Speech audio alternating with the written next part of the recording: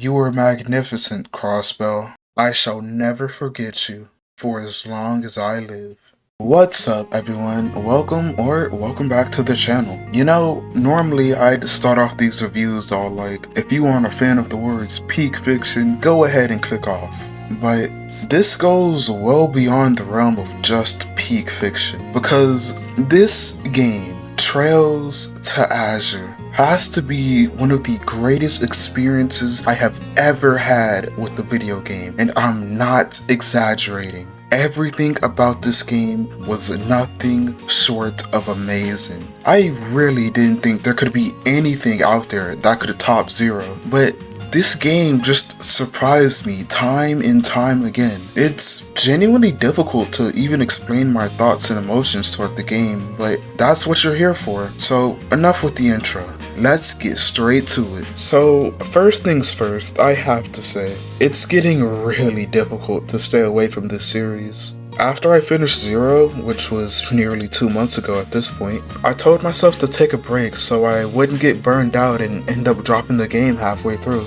But despite my best efforts, I actually ended up starting Azure just one day after my Zero review. I think I just liked Crossbell way too much to not want to play the next game as soon as possible. Although I did have to take a bit of a break with school starting again, which is why it took me so long to finish this game. Still though, even if I started the game a day after beating the last one, I still got that same feeling I had back then when I played Sky's second chapter for the first time. Being back in Crossbell genuinely had me all excited. I grew to love the place so quickly, and this time around, I only came to love it even more with all the new places we got to explore. Like, right off the bat, getting to go through the Sun Fort in the very first chapter was already a cool start. But getting to do it with Noelle and Arios? Yup, locked in right then and there. I already knew this game was gonna be good. And that fact only became clearer the moment I saw Kevin and my glorious goat Rhea show up. I already had a good feeling the Grow Strider would show up considering what happened towards the end of the last game, but man, actually seeing those two put the biggest smile on my face. And surprisingly, the game was actually really good at getting random smiles out of me. This cast of characters has to be one of my favorites in a game ever. I always found myself being happy when they showed up. Going through the prologue in the first chapter and gradually seeing the SSS return was such a good experience. Again, it technically wasn't that long since I saw everyone, but I still ended up getting excited nonetheless. Like, Randy showing up to save everyone in the mines genuinely made me jump out of my seat.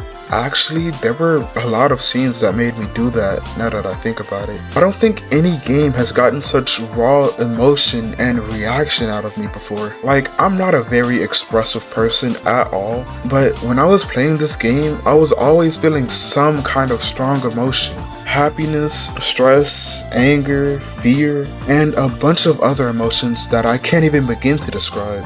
It was such a wild ride, but looking back, it's safe to say I think I enjoyed every moment of it. And speaking of stuff I really enjoyed, the next thing I want to talk about is the gameplay. I know Zero and Azure are just one game apart, so it's not like the gameplay is drastically different between the two. But somehow, Falcom yet again managed to add on to the already really fun gameplay of Zero, and improve it to what I think is probably the best these games have ever felt to play. Obviously, everything in Zero was brought back, hitting the enemies on the overworld, ambushing enemies to get the advantage, and the team rush mechanic are all here. But the new things they added, those being the burst meter and the master quartz, were low-key game changers for combat. The burst meter is actually a really cool mechanic that I think works in a game like this the best. You're already familiar with the characters, and the characters are already familiar with each other. So why not just introduce a meter that's basically team morale? I swear, burst got me out of so many tight spots during combat, it's kinda crazy.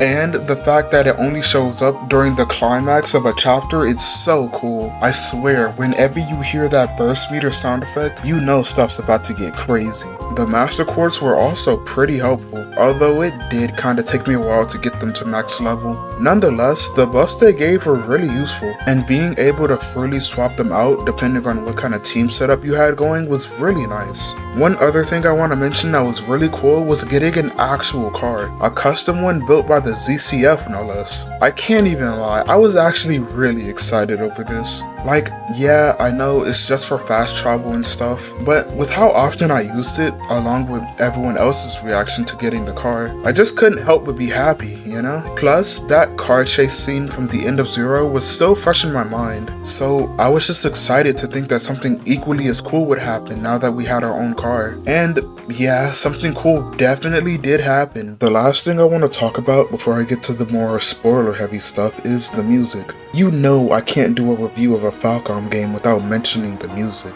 And to no one's surprise, they absolutely cooked. Honestly though, even now I still can't say for certain which of the two games had a better soundtrack. They both have a pretty even amount of insanely good songs. The music in Azure genuinely might be some of the best in the series so far. Like, the normal battle theme alone left me speechless. I genuinely thought it was a boss theme. That's how you know the song is insane. Honestly, in terms of battle themes, I think Azure might have the slight edge over Zero. Although, I think Zero had the better OST overall.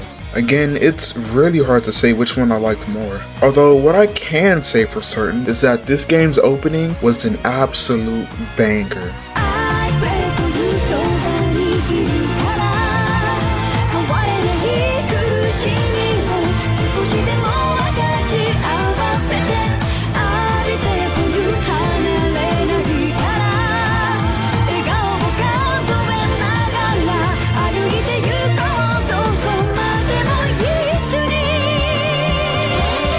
Alright, so I guess I should start talking about the story now. Spoiler warning, by the way. If you haven't beaten the game yet, now's your chance to click off. Be sure to subscribe if you enjoyed though. Alright, back to it. So, after experiencing everything Crossbell had to offer, what did I think about the story?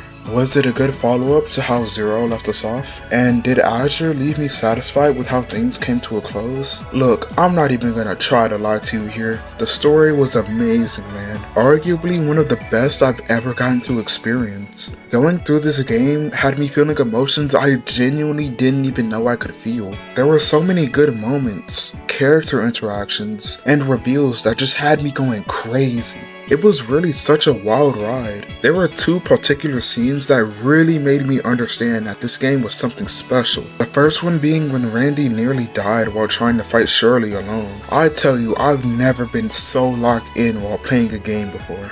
This was such a hard-hitting scene, man. Randy was such an amazing character in this game, I swear to God. Don't get me wrong, I liked him before, but learning more about him this time around only made me love him even more. And speaking of people I love, I can't talk about this game without bringing up Noelle. I'll be honest, back in Zero, I didn't really feel that strongly about Noelle. Like, yeah, she was a pretty cool character, but my feelings kind of stopped there. But in Azure, I grew to like her more and more really quickly. And to be completely honest, I don't actually have a very good reason as to why I like Noelle so much now. I think it was just the fact that I ended up having her in my party nearly 24/7. So I just got attached as the game continued. I'm not exaggerating about that either. She was always there, all the way up until she had to return to the CGF. And let me tell you, that scene had me on the verge of genuine, honest to God tears. And then not long later, realizing she left us to go join the defense force, I swear to God I jumped out of my seat. I was genuinely distraught. Honestly, that whole chapter was pure insanity. Like, I've never felt so many wild shifts in emotions in such a short amount of time. But this game is just something crazy, man. From the attack on Crossbell and the IBC blowing up, and then Noelle leaving the SSS, then realizing Croix made himself the first president of Crossbell, and then finding out Arios took Kia, like, oh my god, dog. It was just one thing after the other. The game just wouldn't let me breathe for even a moment. And don't even get me started on Mirabelle, bro. Oh my